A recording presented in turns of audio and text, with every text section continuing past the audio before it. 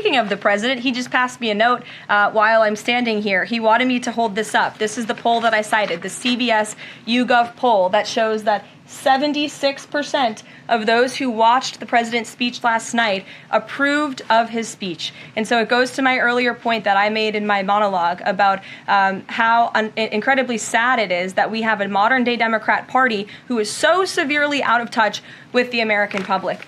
This is a great poll. The ultimate poll, though, came on November 5th when the president won by an overwhelming margin that he spoke about last night. Democrats weren't happy to hear that either. I think the message that Americans should take away from last night is that they have a president in the Oval Office who is committed to doing what's right for them, especially women and girls across the country.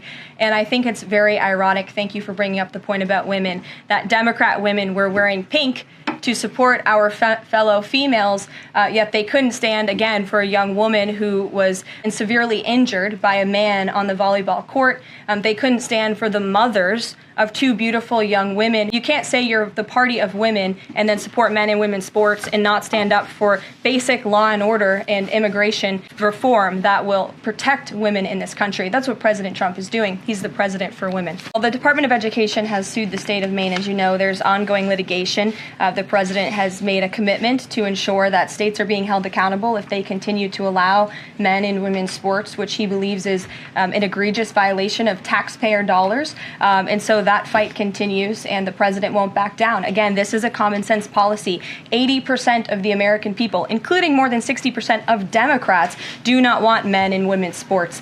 So the president will stand by this commitment. Finally, after nearly 4 years, President Trump delivered justice for the families of the 13 American heroes who worked at Abbey Gate in the Biden-botched Afghanistan withdrawal, which was one of the worst humiliations in the history of our country. President Trump announced that we have detained Mohammed Sharifullah, the monster who was responsible for that horrific attack, and he was delivered to Dulles Airfield earlier this morning. On his first day in office, President Trump's national security team across the federal government prioritized intelligence gathering to locate this evil individual. President Trump's team shared intelligence with regional partners such as Pakistan, who helped identify this monster in the borderland area late last month. Mohammed confessed to his crimes related to Abbey Gate and other attacks in Russia and Iran as well to the Pakistanis. And U.S. law enforcement officers traveled to Pakistan over the weekend, where he again confessed his crimes to the FBI. As President Trump said last night, this killer will now face the swift sword of American justice for these atrocities right here on United States soil. Joe Biden was responsible for this botched withdrawal, and he had 3 years to find this evil terrorist, and he didn't even try to get the job done. But President Trump campaigned on behalf of and grew very close to the Gold Star families. He promised them accountability, and last night, he kept his promise. He spoke to those Gold Star families yesterday, ahead of his speech, in an incredibly heartwarming call to share this incredible news.